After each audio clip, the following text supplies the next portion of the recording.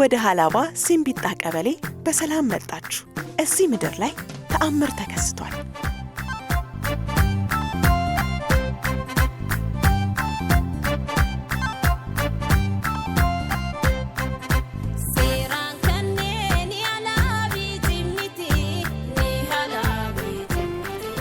ሀባይ ወገሬቲን አሜቴን ሀባይ ሀላቢ ሴሪ ከበጃት ወገሬቲን ሊሽን ማለት እንኳን ዳና መጣችሁ ወደ ሀላባ ማለት ነው። እንኳን ዳና መጣችሁ ወደ ሀላባ። እሺ ወደ ውቢቷ ሀላባ። እሺ እንደውም ደግሞ ከቀበሌዎች ደግሞ በሀገራችን ካሉ ከ17000 ቀበሌዎች ከኤዳ ወደ ሚንዳ ወደምትታወቀው ወደ ሲምቢጣ ቀበሌ ደግሞ እንኳን በሰላም መጣችሁ ማለት ፈልጋለሁ።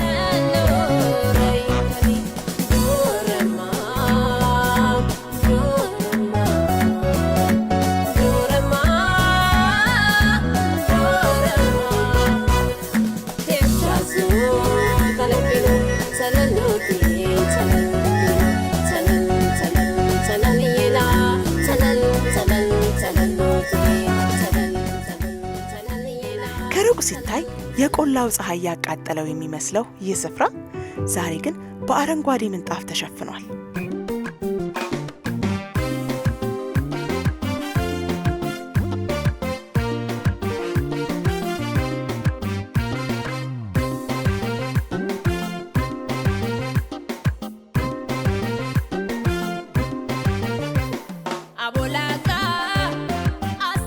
ወቅቱ የበርበሬ ነው። እንግዲህ በዚህ የበርበሬ ወቅትኛ ደግሞ ያለነው ሀላባ ከተማ ነው። ሀላባ ከተማ እንግዲህ በበርበሬ ምርቷ የምትታወቅ ነው።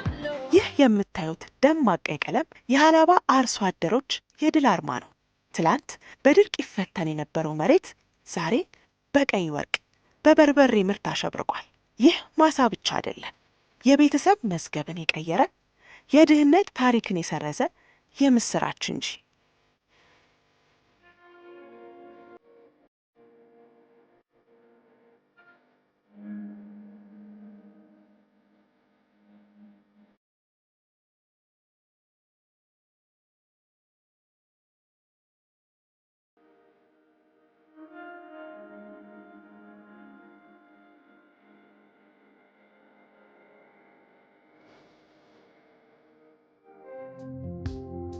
እንግዲህ ሀላባ በበርበሬ ይታወቃል። እዚህ ደግሞ ብዙ ያየሁት የጓሮ አትክልት ነው፣ ፍራፍሬ አለ። ስለዚህ በርበሬስ እንዴት እያደረጋችሁ ነው? በርበሬ አሁን እየተከለ አሁን እየጀመርን ነው። በርበሬ ከዚህ በፊት አንዳንድ እየሰራን ነበር። በርበሬ ደግሞ በሽታ በስቶ ነበር። ሲነቀለም የሚል በሽታ ነበር።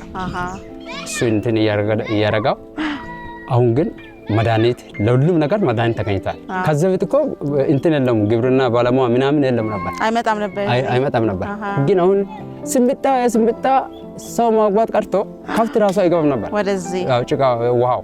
ግን አልሐምዱሊላህ ይሄ አካባቢ አሁን ሰው ቆመዋል። ግን አሁን ጎርፍ አያስቸግራችሁ?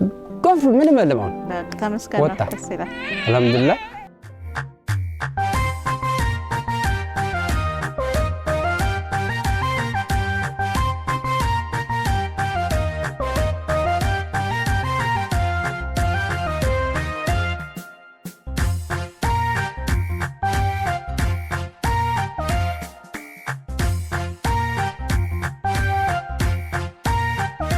agurresa ora amani taimitono chimiati teni ala shatyo halabani yorecha wadallani amito ganke tashitini ohatu kuni hnoduni komi wariti wadallani chalaloti kadamnini ትላንት ተረጂ የነበረች ቀበሌ ዛሬ ላይ የአካባቢ ከተሞችን ሙሉ በሙሉ ከኑሮ ውድነትም እንበለው ሌሎች ፍላጎቶችን እየዘጋች ነው። እዚህ የተመረተው አትክልት ጥቅል ጎመንን ለአብነት ማንሳት ይቻላል። እስከ አርባ ምንጭ ዩኒቨርሲቲ፣ እስከ አርባ ምንጭ ከተማ፣ እስከ ሶዶ፣ እስከ ሆሳዕና ድረስ ተወስዶ ይሸጣል። በጣም የሚገርመው ሽንኩርት እስከ ሞያሌ በዚህ በሀገረ ሰላም ዲላ አድርጎ እስከ ሞያሌ ድረስ የሚሄድበት ነባራዊ ሁኔታ ተፈጥሯል።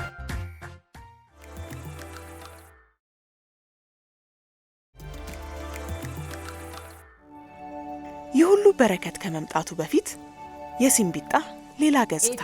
ትላንት በዚሽ ምድር ላይ የገበሬው ትልቁ ጭንቀት ሰማዩ መቼ ይዘንባል የሚል ነበር። ዝናብ ሲጠፋ ድርቅ፣ ዝናብ ሲመጣ ደግሞ ጎርፍ የሚፈታተነው የድካም ዘመን። አርሶ አደሩ የሚዘራውን ያህል አያጭድም፣ የሚለፋውን ያህል አይጠግብም ነበር። ለዘመናት ይህች ቀበሌ በድህነትና በተስፋ መቁረጥ መካከል ስትዋዥቅ ቆይታለች።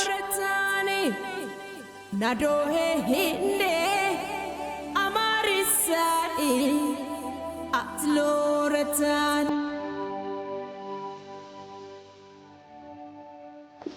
ማፈናቀል ነበር ትላንት በጎርፍ ምክንያት ማለት ነው። እናት ልጇን ለማዳን ስትል የሞተችበት ከባድ የሆኑ የንብረት ውድመት፣ ከባድ የሆኑ የመፈናቀሎች በጣም ስቃይ የነበረበት ቀበሌ ነው። ትምህርት አልነበረም ትላንት፣ ጤና አገልግሎት አልነበረም ትላንት። ማምረት የሚባለው ነገር በጣም ህልም ነበር።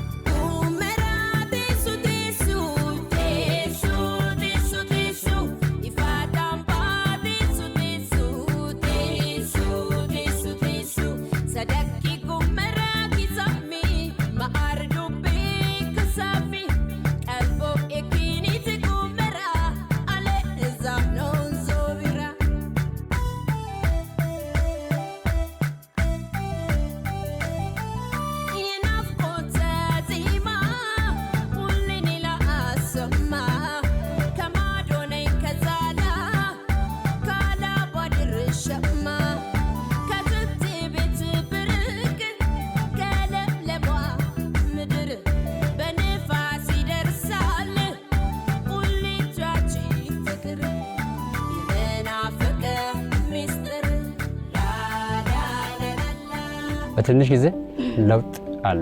እሺ አሁን ደግሞ የሚበልጥ ለውጥ እናገኛለን ብለን እያሰብን ነው። ለምንድን ነው? መጀመሪያ ቤንዚልና ናፍጣ ነበረ። እሺ ናፍጣና ቤንዚል መስኖን ለማውጣት ማለት ነው። መስኖን ለማውጣት ቤንዚል እንትን እንጠቀማለን ነበር። እሺ አሁን ግን አልሐምዱሊላህ ክልልና ወረዳ፣ ዞን፣ ፌደራል ተጀምሮ አሁን ሶላር ሰጣል። በጣም ደስ ይላል። ምን እያመረታችሁ ነው? እንግዲህ ምን ጀምራችሁ? ያለው ምርት ቲማቲም፣ እሺ አሁንም ጎመን፣ የተለያየ ፍራፍሬ፣ ነጭ ሽንኩርት እና ቀይ ሽንኩርት፣ ሁሉም ነገር ያለው ፍራፍሬ ያለው ነገር አንድ ነገር አይቀርም። ሁሉም ይበቅላል። ሁሉም ይበቅላል። በጣም ይላል። ግን አልሐምዱሊላህ አሁን በጣም ለውጥ አለ።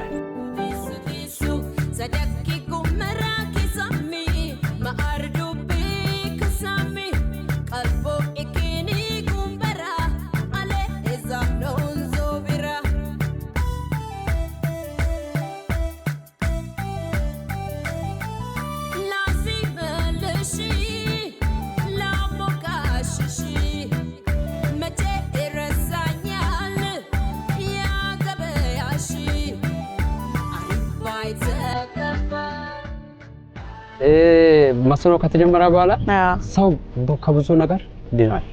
መጀመሪያ ልጆቻችንም ሙያባት የሚበሉ ነገር አጥቶ አጫጫው ነው እያደጉ ነበር። አሁን ግን ልጆቹም ደግሞ እየፋፉ ወደና ከተማ ልጆች ነው መስሎ ወይ ደስ ይላል። ደስ ይላል። አልሐምዱሊላህ ደስ ይላል በጣም። መስኖ በጣም ለውጥ አለ። አሁን ዝናብ አትጠብቁም ማለት ነው? ዝናብ አንጠብቅም። ከዓመት እስከ ዓመት ታመርታላችሁ? በዓመት 3-2 እናመርታለን። ኧረ በጣም ደስ ይላል። 3-2 እናመርታለን።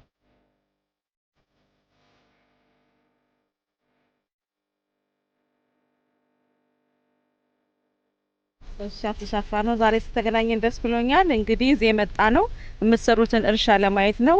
እርስዎ ምን እያመረቱ ነው በአሁኑ ሰዓት? ማማ መረተ ነጣት ያለ ነው እና ወደ ቡርታ ለለመንቶ ማማ ተቡርታ ለመረተ ነጣት። እሺ ጡማ አምበራን ታሜት ቲማቲማ እያመረትን ነው። ቲማቲማ ጥቅል ጎመን፣ ሽንኩርት፣ ሽንኩርት፣ ቀይ ስር፣ ሙዝ፣ ፍራፍሬ በጣም መጥመጥሞች 100 ሄክታር ለምን ሄክታር አመረታኛው አንዳንድ ሄክታር እያመረተ ነው። እቅድስን ቀፎ አመረታኛው 100 ሄክታር ለምን ሄክታር ትርፋን አንዳንድ ሄክታር ከ3 ሄክታር ከ2 ሄክታር በላይ እቅድ ይዟል። አቀጁ እቅድ በጣም የተሆነ ተሰና አመረታ የነን ይያዩስ ሁሉም እናመርታለን የሚል እቅድ አላቸው። እካ መስኖ ድቀመቶ ካደ መስኖ ከመጣ በኋላ በጣም ማን ኦሪሻች ዘማን በቆሎ ይራነው ቃማንቹ ይራነው በጣም ከንፍሉ ሰው ከችግርና በቆሎ ከማግዛት ወጥቷል። ከችግር ከሁሉም ወጥቷል።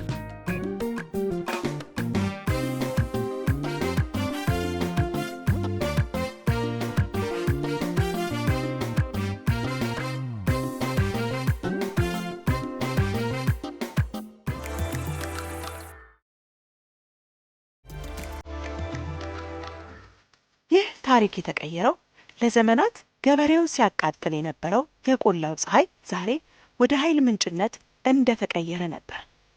እነዚህ አንጸባራቂ የሶላር ፓነሎች የሲምቢጣን እጣ ፈንታ ቀይረዋል። ቴክኖሎጂው ከከርሰ ምድር እንዲሁም ከአነስተኛ ግድብ የፀሐይ ብርሃንን በመጠቀም ድርቅን ታሪክ አድርጎታል። አሁን አርሶ አደሩ ዝናብን አይጠብቅም። ይልቁንም የፀሐይ ብርሃንን ተጠቅሞ በፈለገው ጊዜ ማሳውን ያርሳል። ይህ የቴክኖሎጂና የተፈጥሮ ውህደት የምድሪቱን ጥማትና ችግር ፈቷል። ዛሬ የሲምቢጣ አርሶ አደር በባህላዊ መንገድ ብቻ ይመራ ዘመናዊ መስኖን፣ የውሃ አጠቃቀምንና የገበያ መረጃን በእውቀት እያቀናጀ ይገኛል። ትላንት በእርዳታና በሴፍቲኔት ይታወቅ የነበረው ወገን ዛሬ በዞኑ ጥረት በቴክኖሎጂ ታግዞ ምርቱን ለዓለም ገበያ የሚያቀርብበት ስኬታማ ባለሀብት የሆነ ነው። ይህ ራስን መቻል ጉዞ ትልቅ ትምህርት አለው።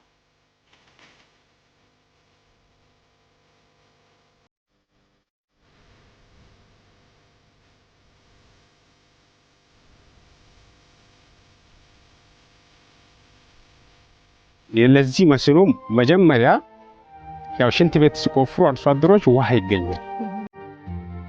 አይ በዚህ ውሃ ማልማት አይቻልም ወይ የሚል ሐሳቦች መጡ። በቅርበት ደግሞ የመስኖን ቀድሞ የጀመሩ ሌሎች ኢንቨስተሮችም አጋጣሚ ሆኖ ነበሩና ያው የልምድ ልውውጡ ተሞክሮ ተወስዶ የመስኖ ስራ ቀስ በቀስ ተጀምሯል ማለት ነው።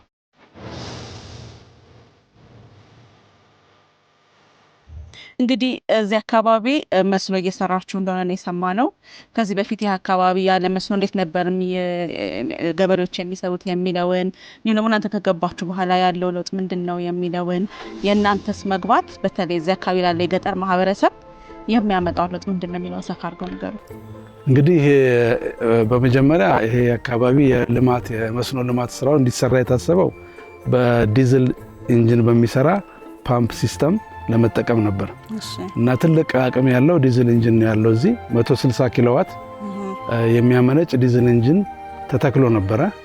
ነገር ግን ያ ጄኔሬተር ከፍተኛ የሆነ ናፍጣ ስለሚፈልግ እና ናፍጣ ዋጋ ደግሞ በየጊዜው እየጨመረ ስለመጣ እንደገና ደግሞ ናፍጣ ማግኘት ደግሞ በጣም አስቸጋሪ ቦታው ርቀት ስላለው ከከተሞች በጣም አስቸጋሪ ሆኖ ስለተገኘ የፀሐይ ኃይልን በመጠቀም በጣም ግሪን የሆነ አካባቢን የማይበክል እና ከኦፕሬሽንና ሜንቴናንስ ኮስት በጣም ዜሮ በሚባል ደረጃ ያለ ሲስተም በመሆኑ ምክንያት የተመረጠ ፕሮጀክት ነው። የሲምቢጣ የመስኖ ሶላር ፓምፕ ፕሮጀክት የተገነባው ከክልሉ የመስኖ ልማትና አስተዳደር ኤጀንሲ ጋር በተገኘ ውለታ ከክልሉ የውሃ ስራዎች ድርጅት ጋር በመተባበር የተገበርነው ፕሮጀክት ነው። እንግዲህ ፕሮጀክቱን ከዲዛይን ጀምሮ እቃውን ከማቅረብ ከመትከል እና ኮሚሽን አድርጎ ደግሞ ትሬኒንግ ተገቢውን ትሬኒንግ በመስጠት የጨረስነው ስራ ነው። ከስተመሩም በጣም ደስተኛ ነው። የአካባቢውን ገበሬዎች በጣም ተደስተዋል። ምክንያቱም ዲዝል ፍለጋ ወይም ናፍጣ ፍለጋ መንከራተት ቀረ። እንደገና ደግሞ ወጪም የለባቸውም ለጊዜው እና በዚህ የተነሳ ገበሬውን ደስተኛ ሆኖ የሚፈልጉትን ያህል ውሃ እያገኙ እርሻቸውን እየተንከባከቡ ይገኛሉ። በጣም ደስ የሚለው እንግዲህ ያው ሁላችንም እንደምናውቀው አብዛኛው ኢትዮጵያ ክፍል ገጠር ነው፣ አብዛኛው ደግሞ በግብርና ላይ የሚሰማራ ነው፣ አብዛኛው ደግሞ ዝናብ ጠብቆ ምርቱን የሚያቀርብ ነውና ከዛ አንፃር በመስኖ ልማት በማምረታቸው የገበሬዎቹ ላይ ያለው የህይወት ለውጥ ምንድነው? ይሄ ቦታስ ምን ያህል አባራዎችን ተጠቃሚ አድርጓል? መስኖን ደግሞ ገበሬዎቹ በዕለት ተዕለት ኑሯቸው ስራቸው ላይ የዛን አካል ማድረጋቸው እንደምንድነው የሚያመጣው ለውጥ? እንግዲህ የመጀመሪያው ጥቅም ከመስኖ ውጪ ሲደረግ የነበረው ያው ዝናብ ጠብቀው ነበር አካባቢውን የሚያለሙት እርሻቸውን የሚያከናውኑት። አሁን ግን በዚህ ፕሮጀክት የተነሳ በአመት 3 ጊዜ ለማምረት አስችሏቸዋል። በዚያ የተነሳ ገበሬዎቹ ገቢያቸው እንዲያድግ ሆኗል።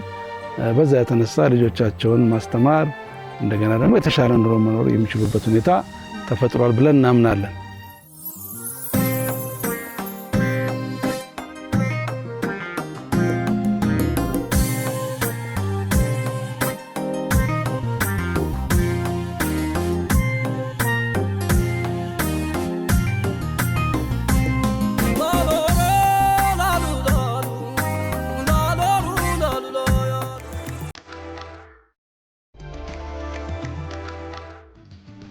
በሀገራችን ከድሬዳዋ ቀጥሎ ሁለተኛ ሀላባ ኢንተርናሽናል ስቴዲየም ገንብተናል። ያው እድሉ ከመጣችሁ ሀገር እናንተም ጎብኝታችሁ ብትሄዱ ጥሩ የሚል ሀሳብ አለኝ። በመንግስት ባጀት ሳይሆን በራሳችሁ አርሶ አደሩ የበሬ ጎርፍ አዝንቦ በሬ ያለው በሬው ፍየል ያለው ፍየሉ በፈረሱ በመሬቱ እንደውም እኛ አካባቢ የግመል እርባታ ብዙ የሚታወቅ አይደለም። አንድ አርሶ አደር አለ ግመል የሚያረባ ወደ 30-40 3 ግመል ጭምር ለዚህ ስቴዲየም አበርክቶ ሰጥቶ ወደ 691 ሚሊዮን የመጀመሪያ ፌዝ ተገንብቶ አለቀና ሁለተኛ ፌዝ የሚቀጥልበት ነው። ዛሬ የራሳቸውን ዘመናዊ ግዙፍ ስታዲየም ገንብተዋል። ይህ ስታዲየም በሀላባ ከተማ ውስጥ መገንባቱ ብቻ ሳይሆን የህዝቡን የአስተሳሰብ ከፍታ የሚያሳይ አርማ ነው። ትላንት እርዳታ ሲጠባበቅ የነበረ ህዝብ ዛሬ ግንባር ቀደም ሆኖ ስታዲየም ሲገነባ ማየት የሥራ ባህል መቀየሩን ትልቅ ማሳያ ነው። ከበርበሬ ሽያጭ፣ ከኮሪደር ልማቱ ውበትና ከቴክኖሎጂው ጥንካሬ የተገኘው ድል በዚህ የድል ማማ ላይ ተሰቅሏል። አርሶ አደሩ ዛሬ በኩራት እንዲህ ይላል፣ ከዕዳ ወደ ምንዳ ተቀይረናል። ምን ገዛችሁ? ሞተር ምናምን ገዛችሁ? ሞተር አሁን ከዚህ ቀጥሎ ሞተር ገዝተው የገዛ ማለት ሞተር እንገዛለን፣ መኪናም ሊገዛ እንችላለን። በጣም ደስ ይላል። በእቅዳችን ማለት ነው። ለምን በደህንነት ወጥተናል። ድሮ ሴፍቲኔት እንጠቀማለን ነበር። በሴፍቲኔት ነበራችሁ በመንግስት እርዳታ ማለት ነው። መንግስት እርዳታ። አሁን ግን ይሄ ቀበሌ ከዕዳ ወደ ምንዳ ተመልሳለች። ኢዴች ከዕዳ ወደ እንትን ተመልሳለች ማለት ነው። እርዳታ ትሰራለች እንዴ እርዳታ አስፈልግም ወጣለች። አሁን ስለዚህ ዛሬ ሲምቢጣ ለሌላው የምታቀርብ ናት። ከሌላ ለገበያው ለሳንጉራ ለባሻኖ ሀላባ ቁልቶ ምናምን እስከ አዲስ አበባ ድረስ ይሄዳል። ይህ የምትመለከቱት የሀላባ ኢንተርናሽናል ስቴዲየም ነው። ይህ ስቴዲየም እንግዲህ በፊፋ ሰርቲፋይድ የሆነ ነው።